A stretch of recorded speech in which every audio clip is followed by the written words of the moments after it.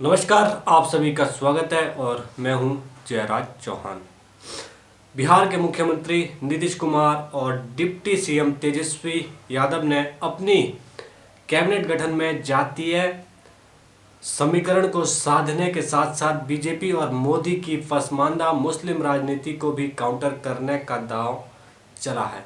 यही वजह है कि सूबे में पहली बार आरजेडी के 3 मुस्लिम मंत्रियों में से 2 पसमानदा मुसलमान को कैबिनेट में शामिल किया गया है। बिहार की सियासत में बीजेपी से नाता तोड़कर आरजेडी के साथ सरकार बनाने वाले सीएम नीतीश कुमार ने अपने मंत्रिमंडल का विस्तार मंगलवार को कर दिया है। नीतीश तेजस्वी की जोड़ी ने कैबिनेट गठन के जरिए सिर्फ बिहार के अपने कोर वोट बैंक और जातीय समीकरण को ही नहीं साधा, बल्कि बीजेपी की पसमानदा पॉलिटिक्स को काउंटर करने का भी दांव चल दिया है। नीतीश कुमार की नई कैबिनेट के 31 मंत्रियों में से 5 मुस्लिम मंत्री बनाए गए हैं। कांग्रेस जेडीयू कोटे से एक मुस्लिम को मंत्री बनाया गया है, तो आरजेडी के 3 मुस्लिम नेताओं को जगह दी गई है। डिप्टी सीएम तेजस्वी यादव ने अपने कोटे से जिन 3 मुस्लिम नेताओं को मंत्रिमंडल में जगह दी है, उनमें से 2 पसमानदा मुस्लिम है। इनमें से भी मुस्लिम जातियों को शामिल किया गया है, जिनका बिहार की सियासत और सत्ता में अभी तक कोई प्रतिनिधित्व नहीं रहा है। आरजेडी कोटे से नीतीश सरकार में 3 मुस्लिम मंत्री बने हैं, जिनमें शमीम अहमद, शहनवाज आलम और इसराइल मंसूरी शामिल है। शमीम अहमद मुस्लिम समुदाय की एक उच्च जाति से है, तो शहनवाज आलम और इसराइल मंसूरी पसमानदा मुस्लिम अति पिछड़े जाति समाज से आते हैं। इजरायली मंसूर के रूप में बिहार में पहली बार धुनिया समाज से कोई नेता, मंत्री और विधायक बना है। वह मुजफ्फरपुर की कांटी विधानसभा से विधायक है।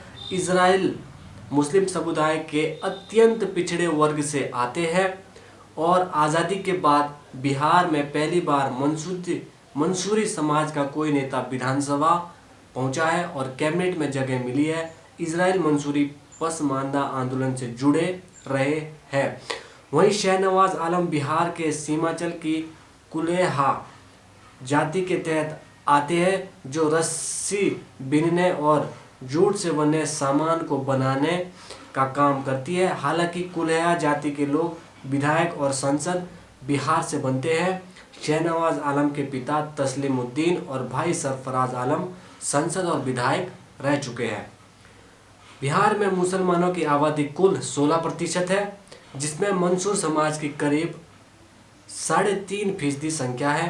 सामाजिक, आर्थिक और शैक्षिक रूप से यह बिरादरी मुस्लिम में काफ़ी वंचित रही है।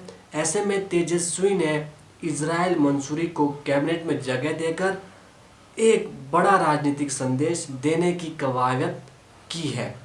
ऐसे ही मुस्लिम कुलेहा जाति की आबादी बिहार के सीमांचल में कटिहार, अररिया और किशनगंज जिले में अच्छी खासी है। तेजस्वी यादव के द्वारा मुस्लिम समुदाय से धुनिया और कुलेहा जाति के नेता को कैबिनेट में जगह देने को सामाजिक न्याय के प्रयासों का एक अंतिम कतार तक विस्तार माना जा रहा है। इससे दोनों जाति के लोगों का विस्तार ऊपर उठ सकेगा और उन्हें राजनीति में भागीदारी मिलेगी। वहीं इसके सामाजिक, आर्थिक और शैक्षणिक स्तर में भी सुधार आएगा। इसके अलावा इसे बीजेपी के पसमानदा समाज के बीच बैठ बनाने की राजनीति को काउंटर करने के तौर पर भी देखा जा रहा है। आपको बता दें कि काफ़ी समय से ही बिहार के अंदर पसमानदा मुस्लिम राजनीति की प्रयोगशाला बिहार में रही है। यह काफ़ी कश्मीर के अंदर संवेदनशील मुद्दा रहा है पसमानदा मुस्लिम का, लेकिन अब नीतीश कुमार की सरकार में इन्हें मंत्री बनाया गया है। तो ये आज़ादी के बाद का एक सबसे महत्वपूर्ण फैसला होगा बिहार के अंदर, बिहार की राजनीति में, जो कि उठाया गया है नीतीश कुमार की तरफ से। दिलचस्प बात यह है कि बिहार पसमानदा राजनीति की प्रयोगशाला रही है। अशराफ बनाम पसमानदा आंदोलन बिहार में ही खड़ा हुआ था। पसमानदा आंदोलन का चेहरा रहे अली अनवर और डॉक्टर एजाज अली को नीतीश कुमार ने राज्यसभा सदस्य बनाकर पसमानदा मुस्लिमों को साधने की कवायद की थी। हालांकि बाद में दोनों ही नेताओं ने जेडीयू त्याग दिया था, लेकिन पसमानदा मुस्लिमों ने भागीदारी की लड़ाई अभी लड़ रहे हैं। लेकिन पसमानदा मुसलमान अभी अपने भागीदारी की लड़ाई बिहार में लड़ रहे हैं।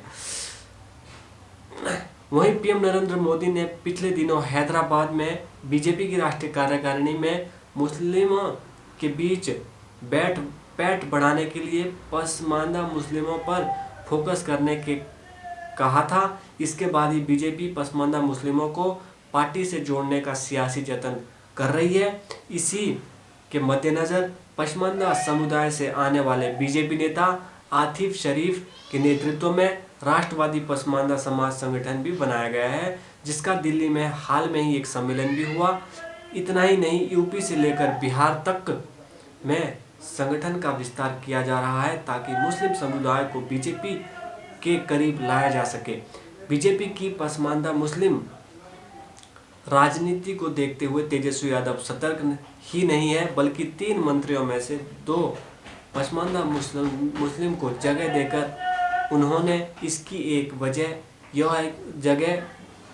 उन्होंने बड़ा सियासी संदेश देने की कवायद भी की है। इसकी एक वजह यह भी है कि बिहार में मुस्लिम समाज आरजेडी का परंपरागत वोटर रहा है और पार्टी के बुरे दिनों में भी साथ खड़ा रहा है।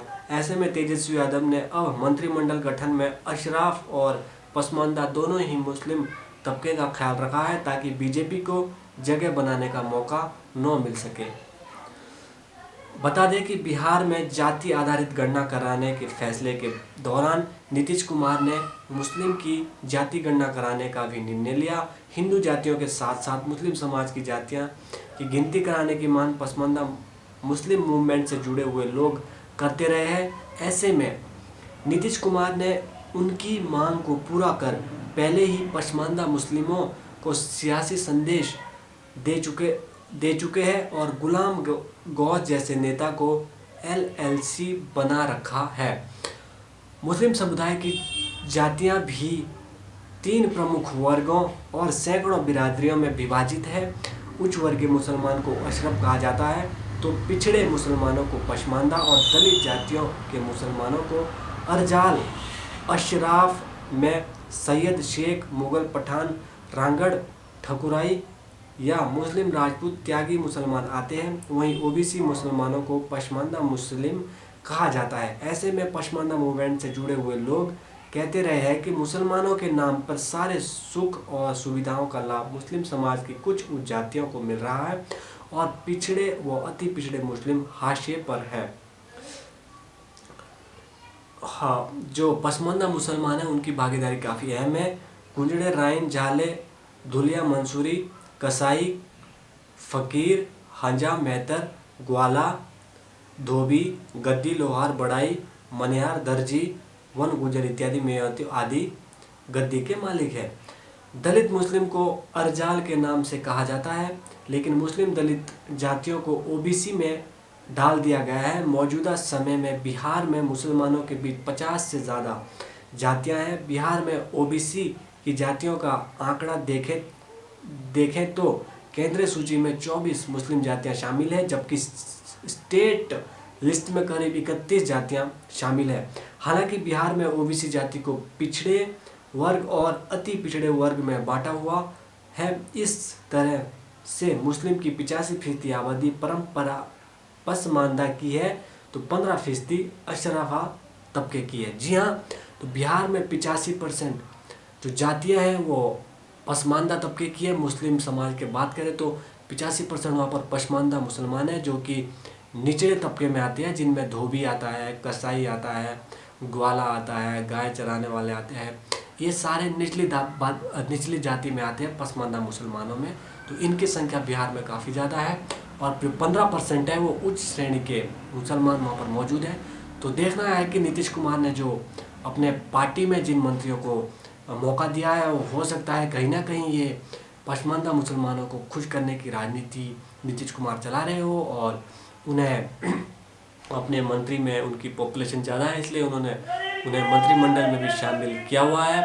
और कहीं ना कहीं नीतीश कुमार की और उनके गठबंधन की यह मांग होगी आने वाले चुनाव 2024 में या 2025 में वो बिहार के अंदर अच्छी पकड़ बनाए, अच्छी सरकार बनाए। इसी उम्मीद के साथ उन्होंने इस पूरे समीकरण को लाया होगा और उम्मीद कर रहे होंगे कि अच्छी हालत हो। देखते रहिए, सब्सक्राइब ज़रूर करिए। जय हिंद। और वीडियो को पूरे देश तक जरूर पहुंचाना। जय हिंद।